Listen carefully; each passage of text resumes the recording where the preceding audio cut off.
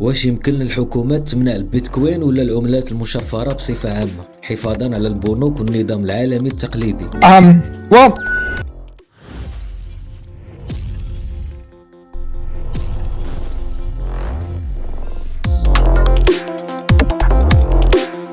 مايكل جاي سايلور هو رائد أعمال أمريكي ومسؤول تنفيذي في مجال الأعمال. شارك في تأسيس عدة شركات اقتصادية كبرى، والمسيرة المهنية ديالو طويلة ومليئة بالإنجازات.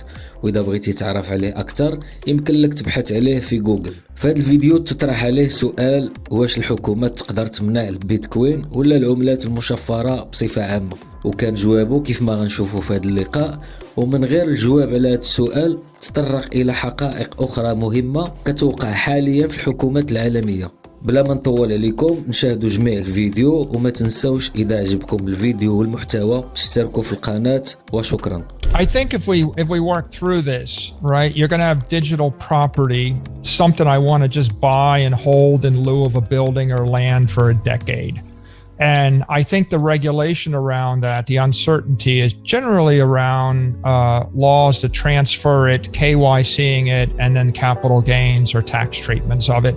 And right now, that's the laws around digital property are pretty stable since the IRS set the tax treatment for Bitcoin in 2014. In other countries, they may or may not designate it currency or property, but generally it's falling in the property category. I think if you go to the next category, digital currencies, a digital yen, a digital euro, a digital dollar, a digital yuan. I think that there's a lot of flux right now and debate over how that gets treated. And even if you look in the US, the White House, the administration would like FDIC insured banks to issue digital currencies. Yeah. The Senate would like state issued banks to be able to do this.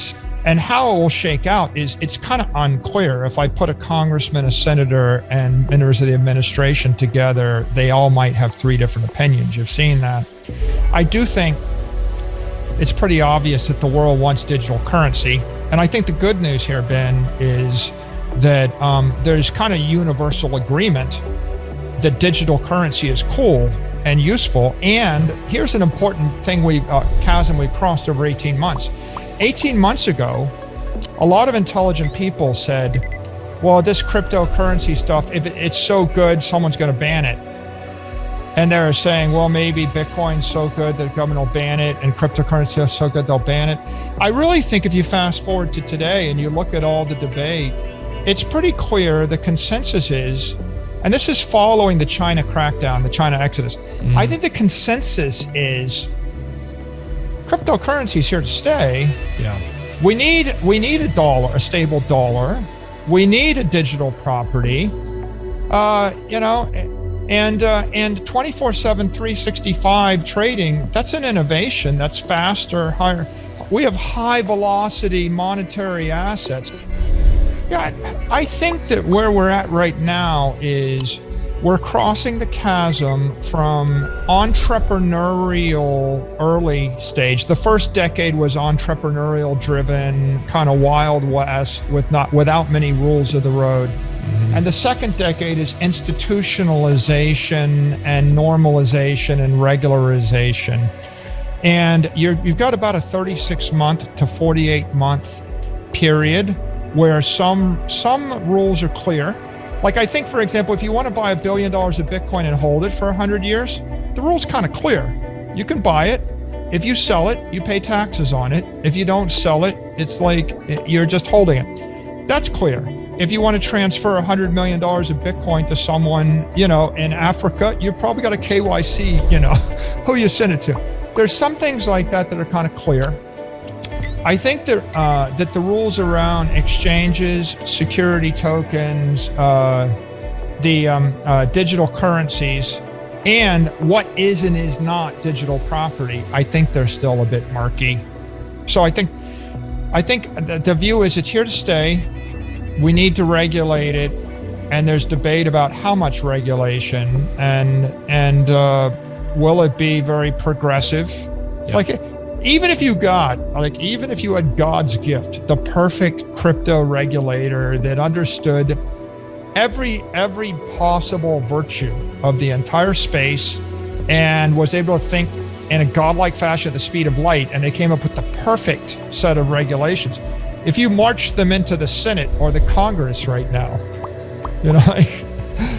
like who knows what would happen? Yeah, right? Of course. Yeah. Speaking of people that don't like logic, you're talking about a lot of them right there. I mean, the thing that holds the industry back is the twisting in the wind of not having bright line rules of the road. 100%.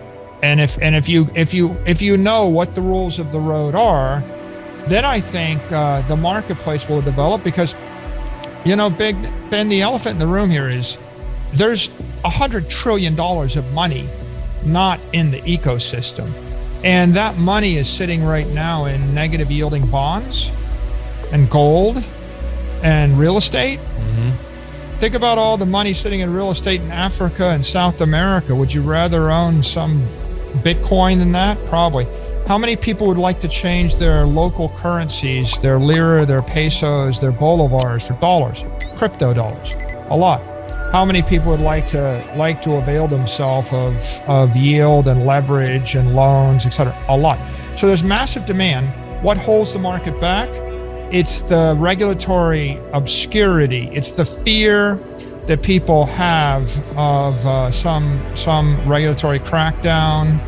And if they actually get clear rules of the road, I think you'll see large corporations build this into their products, right? I mean, when Google and Apple and Facebook are able to build this into their products, we go to a new level. And when someone is able to move $25 billion on the weekend back and forth on a crypto rail, we go to a new level. And so I think that those public companies and public institutional investors and public officials, they're all like waiting to understand, where they can tread and where the third rail is.